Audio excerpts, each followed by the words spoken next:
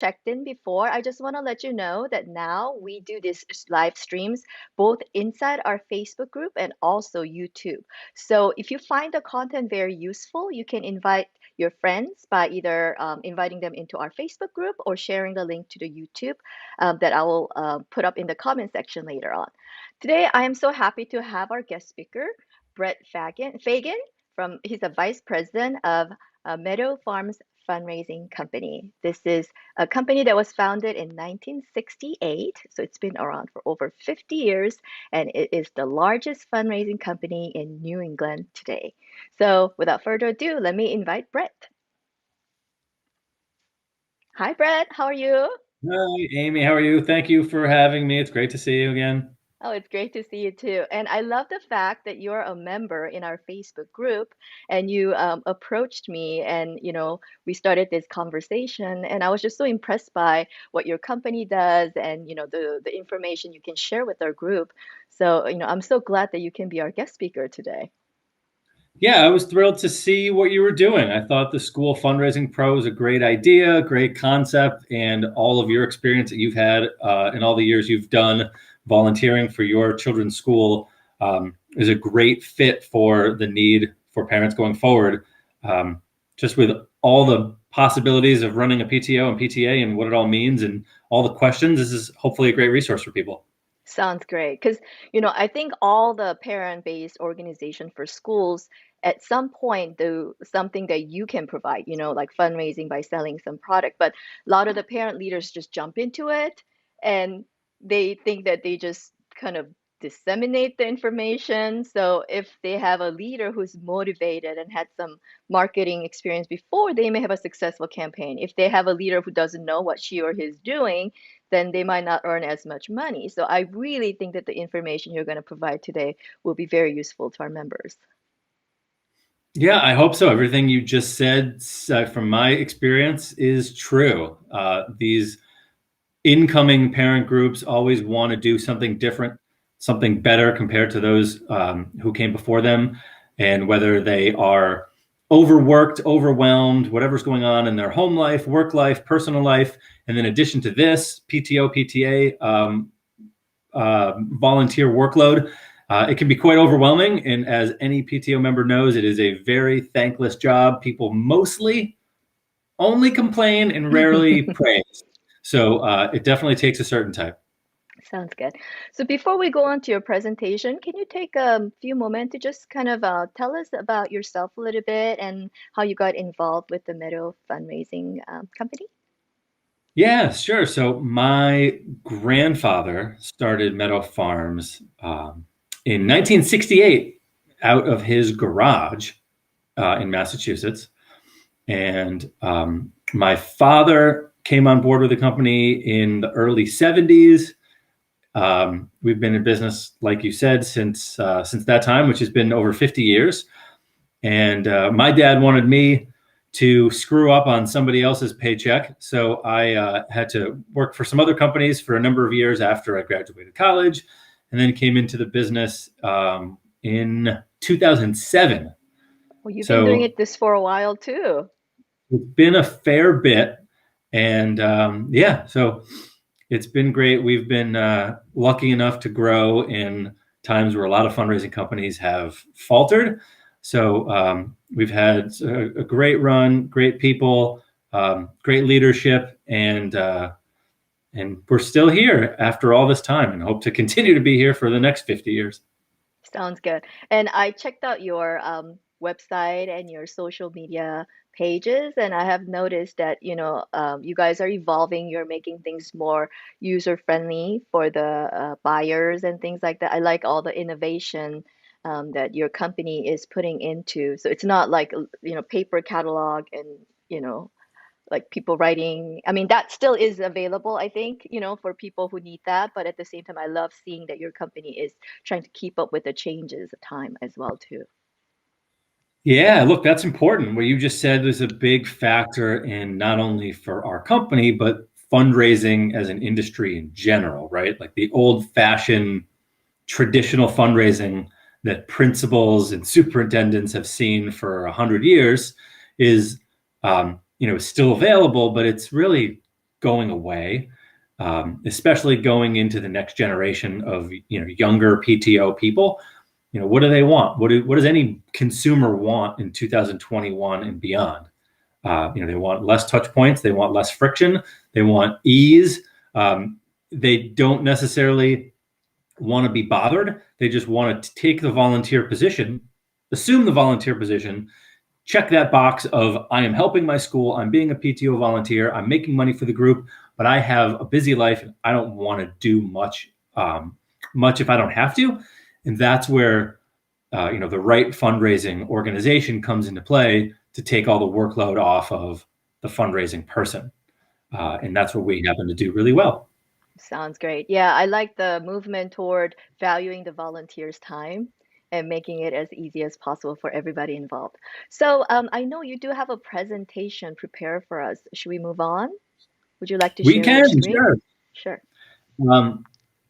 Yeah, so I have, before I share my screen, I've just got some talking points here. I guess I can show you the application window here of what PTO fundraising.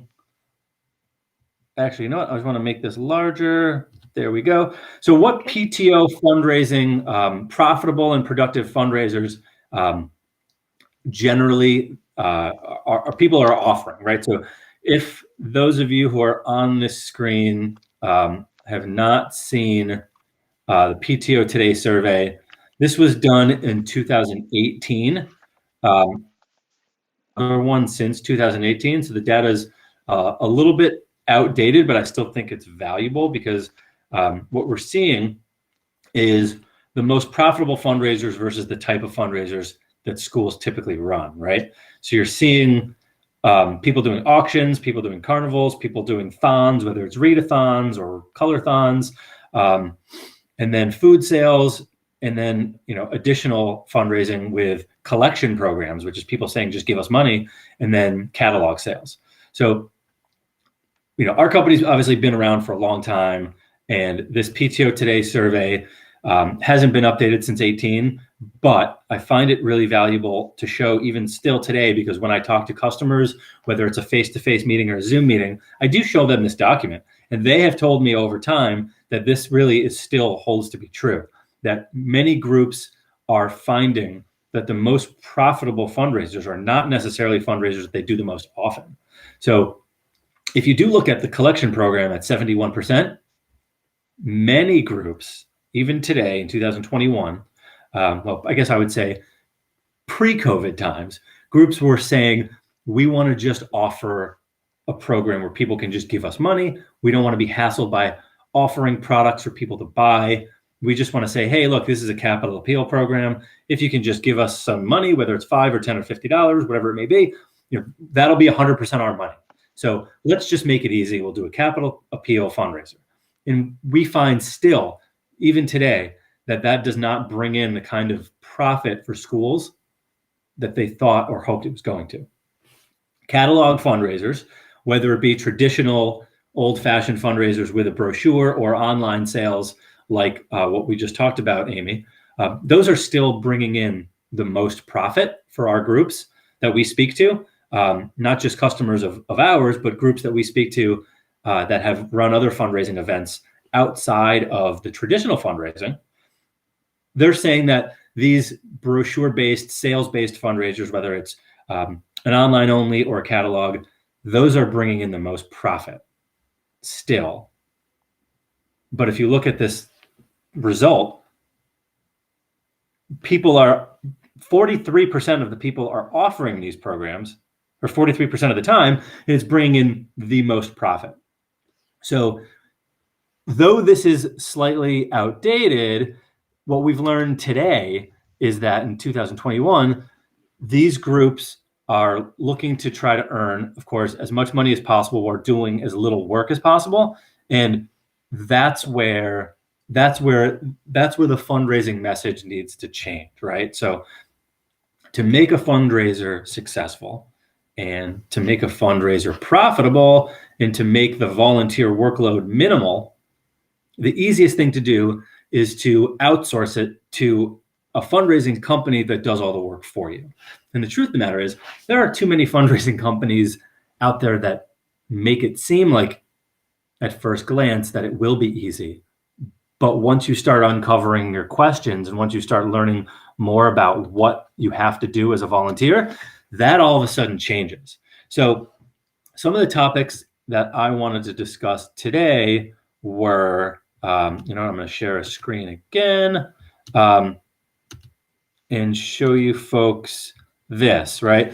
So the workload required from volunteers, the service from a fundraising company, and whoever the salesperson is you're dealing with, in addition to the delivery and distribution. So those are what we consider pain points we hear from people.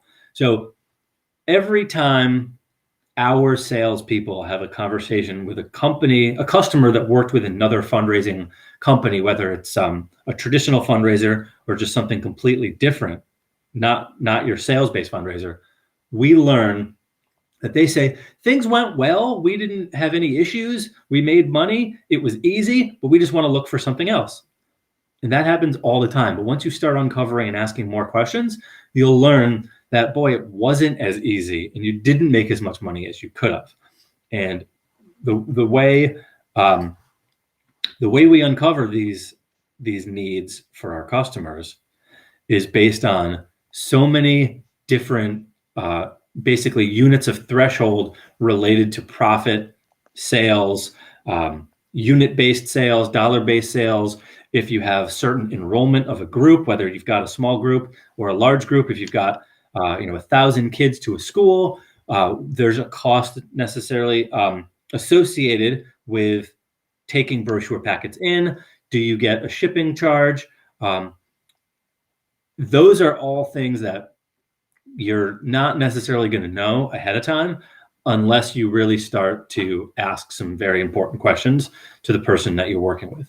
So back ordered items and out of stock items is a question that very few people ask. And when I do talk to customers and somebody who I've not worked with before, and they say to us, what do you do with back ordered items or out of stock items? I immediately know that person knows what they're talking about, because that alone will really have a huge impact on the workload of your volunteer and the success, not profitable success, but success emotionally and physically on your fundraiser. If parents place an order and they don't get what they thought they were going to get, if parents place an order and their product is not available, or if they place an order and it's taking significant time for it to get to them, you're going to hear about it as a fundraising coordinator. And that's going to make your life not so easy. And you've got some potentially very outspoken people on your parent group, and they're going to go to the principal and they're going to tell their friends, and they go to social media, and all of a sudden your PTO is made to look not so great, and it reflects poorly on you, the person running a fundraiser, because the company that you chose to work with is having problems. And you didn't expect it. Maybe they didn't expect it, but what do they do about it and how are they going to handle it? That's a pretty important thing to learn. So profit is another big one. Everybody always says, what's the profit? How much am I going to make? And the profit percentage on school fundraisers is pretty much the same industry-wide. It's always generally about the same profit percentage. But the truth of the matter is, it should be less about profit percentage, whether you make 30% or 40 or 50 or 55. It doesn't really matter when all said and done if your delivery wasn't there, if products were out of stock or back ordered, if your salesperson or customer service team isn't responding to your questions.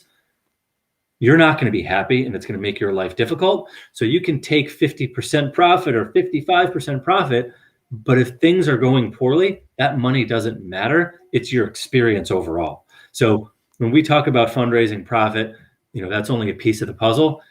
The service, what you're getting yourself into as a volunteer, that's the most important thing.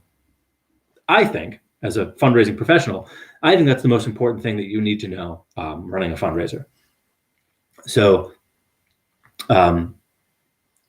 going forward into how the pandemic changes fundraising and accelerating online campaigns. We talk about traditional fundraising, right? We talked about the old-fashioned way of taking brochures home, bringing order forms back to the secretary at the school or group, and collecting the checks and putting the checks in the bank, sending the order forms to a fundraising company. Well, is that really going to be the way schools want to do business going forward? I'm sure some of them will, right? So it's still available. We're not going to get rid of that as a fundraising industry, but what we will see is the groups and companies that are able to pivot, as we're doing and many others are, to online campaigns, to increased services, less touch points and less friction for the customer. That's going to make life easy for people. Profit will be there. Profit percentages aren't going to change, but the amount of workload required from a fundraising chairperson will. So imagine a situation where you can make similar money and do a lot less work. What would you say? As a fundraising coordinator, you would say, yeah, no, I'm going to sign up for that, right? So the idea of passing out brochures, collecting order forms, depositing checks, and all that, that might be available for some people if they want to, but we're seeing for the most part, a majority of our groups in 2020 and 2021, are electing to go the route of online campaigns and cutting back on their workload.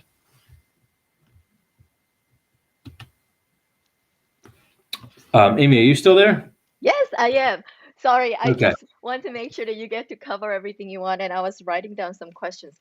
These are very, very good points. I like how you focus on the ease and efficiency, versus kind of older ways that's been done all the time. Because I think one of the things that people kind of get held up is that, oh, in our organization, we've done this for years. So we're just going to do this again. And, people stop Yeah. becoming more innovative. Right. It's like we've done this for 30 years and this is how we do it concept. And that's great and that might work up to a period of time, but starting really last March, that 30-year-old way of doing fundraising doesn't really work anymore. So groups have become innovative. There are a lot of groups that we have spoken to that we didn't get a chance to work with that weren't able to do fundraising because their superintendent or their principal or the higher ups who make decisions for their group said, here's what we know about fundraising. It's time consuming, it's effort, it's bothering the parents, it's touch points, it's physical brochures, turning in checks, deliveries coming to a location. We're not in a position to do that. And that's not how fundraising is going to be going forward. So whatever these organizations knew about fundraising for the last 30 years is kind of out the window now. The old 30-year traditional fundraising option, like I said, it is still available and it's not going away yet, but we're seeing more and more people gravitate away from that to an easier way to do it. And it's not just the product-based fundraising, just fundraising in general. Right. For those of you who are watching it live, if you guys have questions, I would like to remind you that you can ask Brett all those questions by typing them into the comment section, and I'll try my best to get the answers from him today, right before the live session is over. I have a few questions actually. So we talked Sure. about keeping up with the times. I just wanted to see what kind of trend you see among the parents, like what kind of items are becoming more popular. So, Yeah, great question. Not only is that a great question, Amy, but that's a huge category and a huge topic for the entire fundraising industry as a whole. So we at our company at Meadow Farms, along with other businesses like ours, communicate on a somewhat regular basis on what's new and different. What can we offer that people will gravitate towards? And a lot of companies, separate from us, separate from us and including us, like to offer something that's local to their economy. So, a school in California might be interested in a product made locally versus a company in Massachusetts that offers Massachusetts-based products. Does a school in California really, do they care about that? So We're a Massachusetts-based company. We serve the Northeast and New England primarily. We do go outside of our area and do service schools and groups all over the country. But selling locally made, supporting local economy is kind of our bread and butter. And that's really the short answer. That's actually the long answer. The short answer is food items in our gift catalog, kitchen type items, and gift wrap packaging. Those are kind of the three biggest categories. Okay. So that's been the way for a while. And by food items, it's various cakes and chocolates, as well as nuts and other confections. The kitchen items are the number 2 category, really close to number 1. And then depending on the organization and the size of the group, gift wrap and packaging is still number 1 or number 2 next to kitchen items almost every time. Sounds good. So that leads me to my second question. Would you have any recommendation for like when would be a good time for an organization to do this fundraiser, if you can suggest it to them? Yeah, I can. So you want to run a fundraising program at a time where not only people have a reason to buy, but at a time where other organizations in your community are not all doing fundraising at the same time. So back to school is the most popular and most profitable. As September, late August, early September rolls around, groups generally start to run their programs at that time. And a lot of groups like to give a couple weeks or even a month for people to get settled into school. And then they start something in October timeframe for like a delivery around Thanksgiving or Christmas time. So, not only is there less competition in areas, economic areas at that time, but schools are reopening. People are excited. Incoming parents for kindergarten and first graders have not done this before, so they're happy to do it. The 6th grade and 7th grade groups that are older, middle school, their families are interested in helping kick off the school year by putting some money in the treasury. And of course, you're also buying gifts for the holidays, seeing family around Thanksgiving and Christmas time. So those are the most profitable, successful times to run a fundraiser. But again, depending on what your group or organization is and what they're raising money for, any time of year really works. You just want to be cognizant of other groups that are doing it so they don't take the wind out of your sails and you're not competing for the same dollars. And again, having a compelling reason to buy, as well as a message to the people who are supporting your group. And that message is, here's what we're doing, here's why we're doing it, here's where the money goes, and here's why you should help us. And here's what we're selling. That's going to be part of it too. But more than anything, it's the messaging. So to take a fundraiser in the beginning of the year, that's generally the most successful, and say, we're going to do a fundraiser and just throw spaghetti on the wall. Cross your fingers, hope for the best. Probably not going to be that successful. So you need to change your messaging as a PTO, PTA person, and say to the families in multiple different ways, whether it's on Facebook, Instagram, whether it's whatever social media platform, or email blast, newsletter, announcement to families through principal outcalling. You'll need to do several different outreaches to message parents, telling them what's happening. Here's who I am. I'm on the PTO, PTA. Here's what we're doing. We're running this fundraiser. Here's when we're doing it. It's going to be for the next 2 weeks. Here's where the money goes. We're using this to support various programs so we can do field trips for our children. And if you raise enough money, you don't have to pay for field trips at all. By the way, you don't have to pay for any of this stuff. If you don't want any products from this fundraiser, great. That's okay. You can email this to people all over the country and they can buy. They can support the school, supports our group. You don't have to spend any money. And we just brought in some significant dollars to offset the cost of field trips. People may want to buy products as gifts.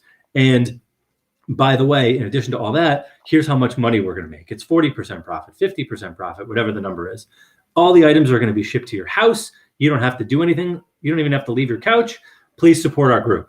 That kind of messaging will need to be disseminated in multiple ways to students, to teachers, so they can help remind students. Students got to go home to their parents and tell their parents, mom and dad or guardian, I want to do this because I get this cool field trip or guest speaker experience if I do. So, as long as the messaging is there and the fundraising coordinator is taking all the active steps to promote and advertise for the fundraiser, generally with that, it's successful. Sounds good. So that's a Yeah, I love how you talked about the messaging and the different ways of disseminating that information to the community.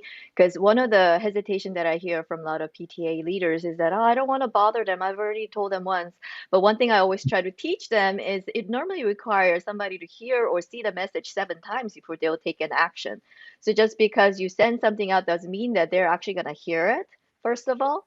And people have a different preferred way of receiving information also too. Some people may always read the email, some people may like to get the phone message. It just varies. So I think you just have to like cover all your bases, making sure that the information is getting to the parents. Yeah, you know what? Not only is that all factual, in addition to that, you never know what kind of day people are having. So you True. send out your fundraising message at 2 o'clock on a Tuesday afternoon. Well, there's a portion of the families that you're looking to outreach to. Those people are working full time. They're single parents. They are going through some financial troubles. They got into an argument with somebody at work. They saw your email and they don't even think about responding to it. So it is the multiple messaging that's important, not only for all the reasons you just said, but for reasons you don't even think about and the kind of day people are having and what they're going through. So to be a bother is certainly on the forefront, I think, of most people's minds. So they don't want to be a pest, but at the same time, there are kind of nudge points along the way to proactively and not, be a bother and a pest to people, but say, hey, look, this is important to the kids. It's important to our community. We're going to do activities that require financial aid for our community, and we can go directly to you for the money, or we can do these fundraisers where people want something for their money, and you as a busy parent who's going through whatever it is you're going through can do an active part, take an active role, help your child, help our group, just by emailing this to 5 or 10 people. You don't have to spend a penny. Just forward this email to 5 or 10 people and you did your job. And if they do that, that's helpful because those 5 or 10 people will see the fundraiser, they'll get the message, and if somebody buys, that child will have just earned money for the group, and that parent didn't have to do anything but send an email. Sounds good. So I'm sure you work with a lot of the coordinators from the big different school organizations that have worked with you. What are some of the qualities that you've seen that can help? I mean, like what kind of information can you give to these parent coordinators that can help them do a successful campaign for the school? Like what kind of qualities or skills that you've Yeah, seen? that's a great question. So, going back to the beginning of our discussion here, the quality of the person would certainly be somebody who does not take anything too personally, because as we talked about, it is a thankless job and it requires somebody who is definitely thick-skinned, who can take the brunt of, potentially non-responsive or negative responses from people. So having somebody not take anything too personally, not too emotionally, too emotional or too sensitive, strong personality is generally someone who does really well. Somebody who is very outgoing and is not afraid to get in front of people, not afraid to talk, not afraid to have their voice heard, is generally a good quality to have for a fundraising coordinator. I have met with several group members who are kind of the quiet, shy type. And I think to myself, man, this is not going to be successful. They just don't have that personality to go grab people's attention and say, hey, help support our group. And generally, I'm right. Generally, those people just hide behind an email on the computer, and those personalities would be less successful than a very outgoing person. Okay. I have worked with groups that have a very outgoing person who've literally like knocked on car windows in the pickup line, being like, support our fundraiser. Like maybe that's too much, but somewhere in between would be good. Okay. In my past experience, if I got the teachers on board, it really helped us to get the message out, and also, we had successful fundraisers as a result. Do you have any suggestions as to how we can encourage the teachers to buy in and help us How did you make do this a it? success? How did How I did you do it? I'm curious. few things. Now I'm putting you on the spot. Yes, yes, a few things. Kind of like what you mentioned about the messaging. So, we really, I asked the principal if I can attend one of these meetings with the teachers, and just talked about the benefit that's going to bring to their classroom. With the money that we'll be raising, so that they can see that if they help us raise money, they may get more books, or they may be able to bring in more enrichment, resources for the students. So once they saw the benefit and understood that that's what's going to happen, they really like came back to us and said, "How can we help you?" And another thing that was very useful for us is some of them, like a lot of them don't feel comfortable asking the parents to buy or spend money. So we would give them a like an email template. They just need to sign it at the end. So we'll give them an email template, or we'll create a short video. So during the back to school night, they can just show that video and then have like a quick testimonial, like saying, what they do is really great. It really, increased the way that it really improved the way that we can teach your children. So like that's kind of how we did it. We made them understand the benefit, and then we also provide them with templates and tools so that they're not the ones creating the messages. Yeah, you know what? I think that is probably more valuable than anything I could have said because you've got hands-on experience. I think that's wonderful, and I think that's the answer. My answer would have been just having the teachers on board, just having the teachers to understand from like a staff meeting, starting with success, starting at the top with the principal, getting together with the teachers and the PTA, PTO to let everybody know why it's important and reminding the teachers to remind the kids to participate. So everything you said was really wonderful. In addition to that, there are other ways in terms of incentivizing teachers by, offering them something, whether it's, a discount on product, whether if it's a contest, if teachers have a certain number of percentage of the students participate, or we put grades, you match grades against each other and say whoever has the most sales per grade, that each teacher in that grade will get something, whatever it may be. So there are certainly a lot of ways. Everything you said was right on. And then you could also go the route of just, advertising and offering incentives to teachers, but really getting the principal to tell the teachers and the teachers to tell the kids is definitely a big factor on what makes the success of a sale. True. Yeah. Some of those like popsicle parties or pizza parties have been very successful for us also too when we got the classroom, to participate in the contest. And we normally focus on the participation rather than the money that gets raised for each class. Yeah, Yeah. And another yeah, thing that's great. actually, yeah, another thing that actually our foundation has done is we got the admin and then the teachers involved in the beginning so that it's not like they raise money for whatever they don't need, but they participated in from the very beginning stage where we decide on what we're going to fund. So, once Yeah. they felt like they had some saying in it, and that was much easier because I think if they didn't believe in the things we were going to spend money on, I don't think teachers would be as enthusiastic about supporting the campaign as well too. And that's something that people don't remember to do sometimes. Yeah, no, I think that's really important. Getting all the active members of the community involved, starting with principals and teachers and kids and parents. Like that's really just all boils down to what we've been talking about all along, which is messaging, right? True, true. Yeah, Good. so that's All sort of the right. biggest takeaway. So I think that's the biggest takeaway is messaging, getting the word out, promoting, and making sure that people know what they're doing, why they're doing it, where the money goes, how to support, why their support matters. Those are all kind of that all falls under messaging, and it's pretty much the most valuable piece when talking about how to run a successful fundraiser. Sounds good. Brett, I really enjoyed our conversation. I loved all the information that you're sharing with our group. So let me ask you two questions. First one is, do you have any kind of resources or any kind of like website or anything else that we can look into that's going to help us become better fundraisers and know how to pick the right company? Yeah, so you know what? I don't know if I have personal resources on my website that can help you pick a company other than Meadow Farms, of course. But there are resources out there on a website called PTO Today. That's a great resource, not only for fundraising, but just PTOs in general. Great.